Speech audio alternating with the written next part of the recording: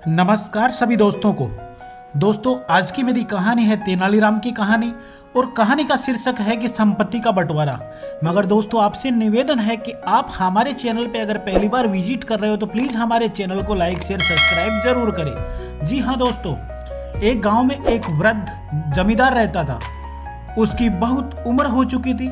एक बार जब वह बीमार पड़ा तो उसे लगा कि अब उसे जाने का समय आ गया। उसके 3 पुत्र थे। उनमें से तीनों को अपने पास में बुलाया और जब तीनों पुत्र वृद्ध व्यक्ति के पास एकत्रित हुए तो वो बोला कि पुत्रों, मुझे लगता है कि मेरे जाने का समय आ गया है। मैंने तुम्हें एक बात बताने के लिए अपने पास बुलाया है। जब मैं मर जाऊं तो तुम लोग मेरे पलंग के नीचे की जमीन खोद लेना, वहां तुम तीनों के लिए कुछ है।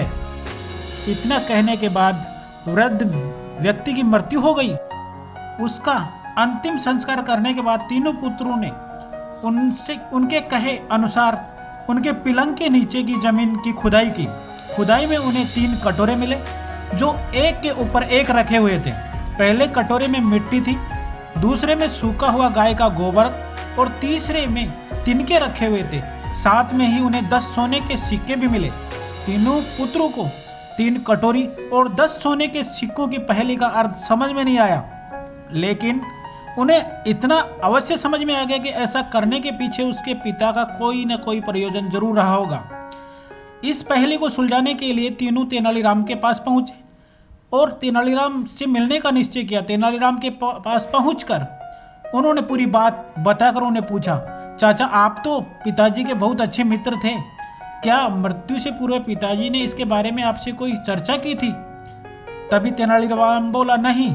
तेनालीराम ने उत्तर दिया, किंतु तुम्हारे पिताजी पहेलियों के बहुत ज़्यादा शौकीन थे, इसीलिए शायद वे पहेली में आपको इस बात कह गए हो। मुझे थोड़ी देर सोचने दो, हो सकता है मैं इस पहेली को बूझ सकूं।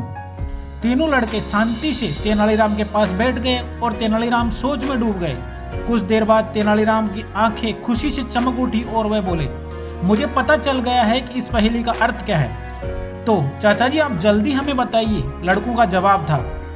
तो सुनो, तेनालीराम कहने लगा, तीनों कटोरों के आकार को देखकर उसके आकार भिन्न है। इन तीनों कटोरों के माध्यम से तुम्हारे पिता अपनी संपत्ति का बंटवारा तुम तीनों के मध्य किया है। सबसे बड़ा कटोरा सबसे बड़े पुत्र को मिला, संपत्ति को दर्शा रहा है। इसमें मिट्टी भरी हुई है, अर्थात तुम्हारे पिता के सारे खेत सबसे बड़े पुत्र को मिलेंगे। दूसरा कटोरा मंझले पुत्र को मिलेगा, संपत्ति को दर्शा रहा है। इसमें गाय का सूखा गोबर है, अर्थात सारे मवेशी पशु मंझले पुत्र को मिलेंगे। और तीसरा कटोरा छोटे पुत्र को मिली संपत्ति को दर्शा रहा है, जिसमें तिनके भरे हुए हैं, वो सुनहरे रंग के, अर्थात सारा सोना सबसे छोटे पुत्र के हिस्से में आ गया है। इतना कहकर तेनालीराम चुप हो गया।